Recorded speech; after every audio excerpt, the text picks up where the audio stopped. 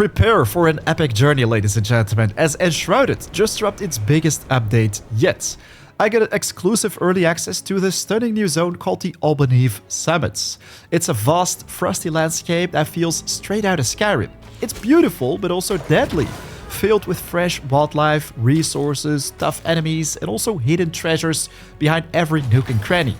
But beware! Icy slopes, thick snow, and even hypothermia can be your undoing if you venture in unprepared.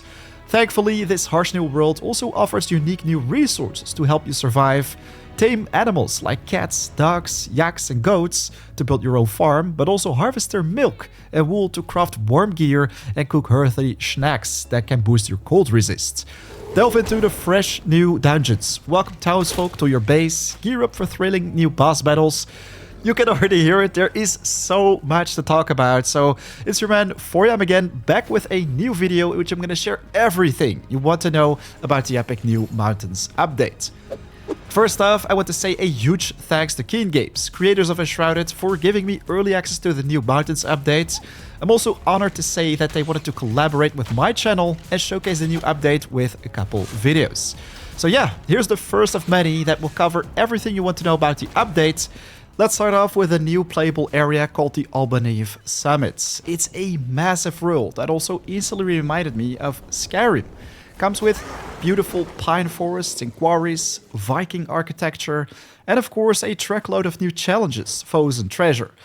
It's not going to be easy to travel from A to B, as you're gonna have to scale mountains or find caves and passages through them. The new points of interest you will walk through every now and then will also come with some new enemies. Remember the scavengers and VUCA? Well, these have also prepared themselves and established bases inside this new territory. They come with a different type of gear, but also new sets of abilities. Even flame whips from the giants that can deal devastating amounts of damage. Pretty interesting, you can now become friends with the VUCA, something we're going to talk about a little bit later with the talent trees. But there is plenty more in this biome. Especially the ice elementals can be pretty annoying, as they will quickly split themselves into different shards and each of them can attack you, slow you down, so it will be recommended to bring a bow with you to take them out as quick as possible. We also have snowy saber cats and icy dragons. The new biome also presents you with some new neutral wildlife, yaks and goats, which can be harvested for both their wool and milk.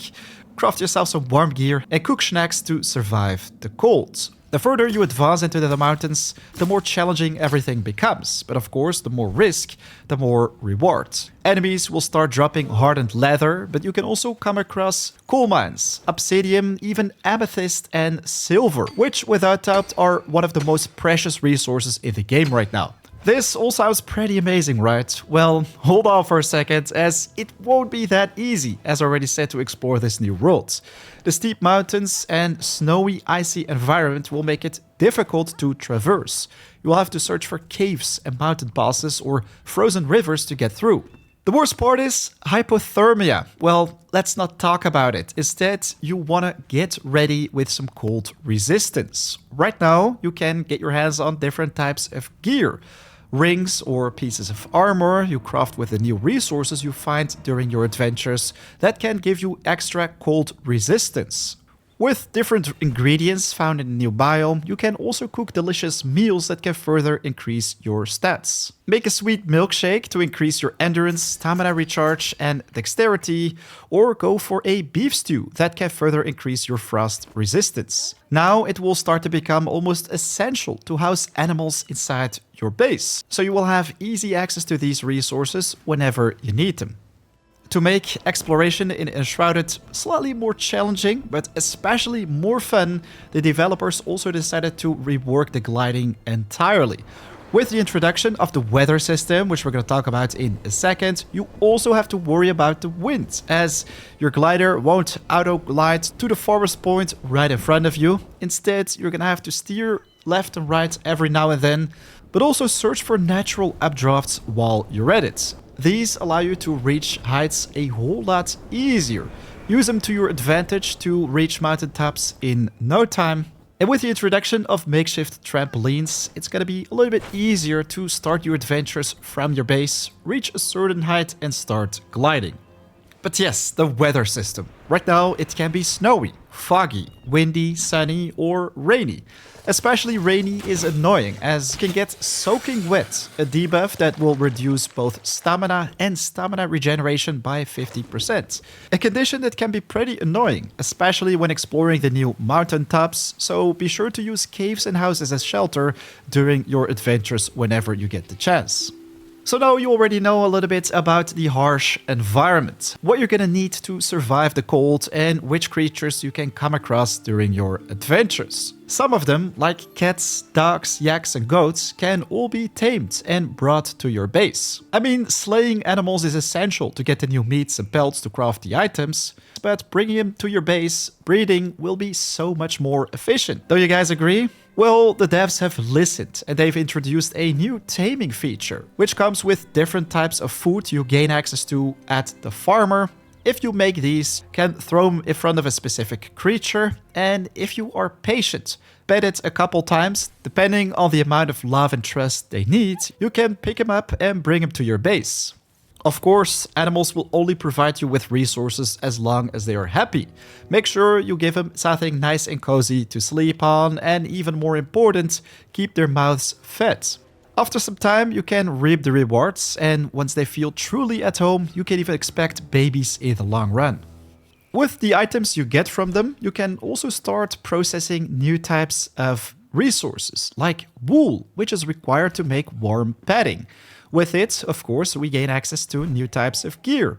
If we check out Atalan the Huntress right here, look at that. We've got a new Frostbite Slasher set, which comes with a whole lot of sneak bonuses, dagger damage, which is also a new type of weapon introduced with this update, but also the Alpine Antler set, the Trailblazer set, the Mountains Shadow set, which is going to be amazing for two-handed weapon builds, the Brazen Bull, without doubt the best option for tanking in the late game, but also new magical gear like the Pearlfrost Mentor set and the Healcaster set, which in my opinion looks amazing. I mean, look at this hat right here, plus critical strike and magical critical strike chance.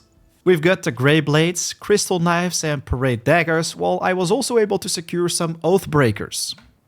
I'm a simple man and just really like my bow build, which works like a charm in pretty much any situation, which is why I grew very attached to this Devilish bow with bonus ice magic damage and returning incoming melee damage to the attackers. Even more interesting, the new gear also comes with new talents or skills.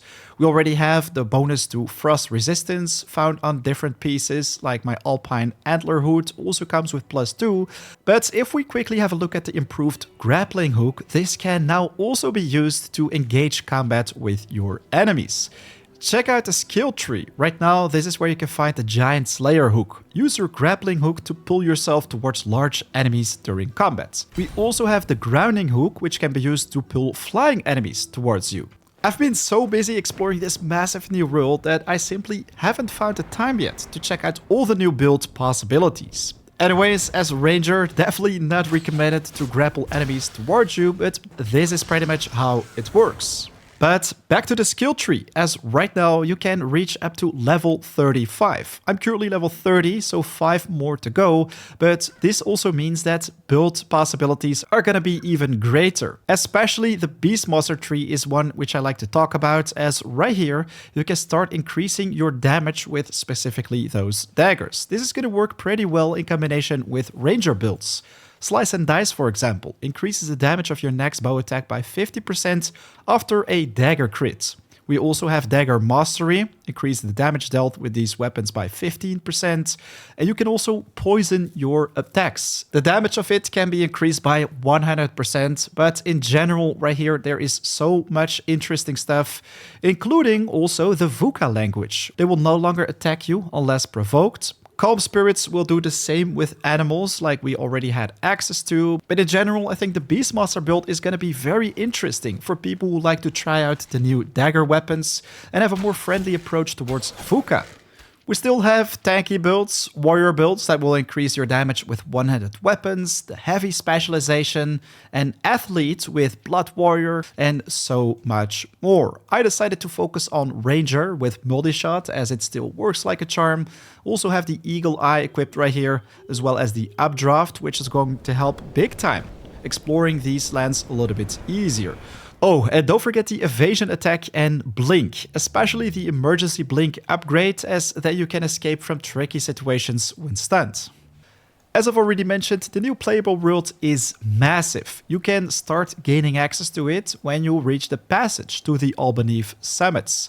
This one can be found north of the hollow walls of the Kindle Waste area, also north of the Ancient Spire Kindle Waste. So check out this place right here first. You can see that I've died a couple times, but pretty interesting. Look at how much we can go far up north. I still have a lot to explore right here, as you can see, but this is also where I managed to find the hollow halls of the new Albaneve Summits region. The build I had access to didn't reveal much of it yet, but I'm very much looking forward to share more about it with a future video. Of course, I'm gonna share the best farm spots for essential resources, animal taming, and a lot more in upcoming guides. But that, ladies and gentlemen, is everything for today. Now you know what you can expect of the new Albaneve Summits update and everything it comes with it. Honestly, I am very much looking forward to hearing what you think about the update. Let us know in the comments down below. If you have any questions about mountains or maybe even video suggestions already, don't hesitate to leave them right there either. Again, a huge thanks to Keen Games for giving me the opportunity to check out the updates early and collaborating with my channel. Right now though, it's 4 AM out. I want to wish you an amazing day. Good luck on your adventures. I'll check you in the next video or live stream. Peace.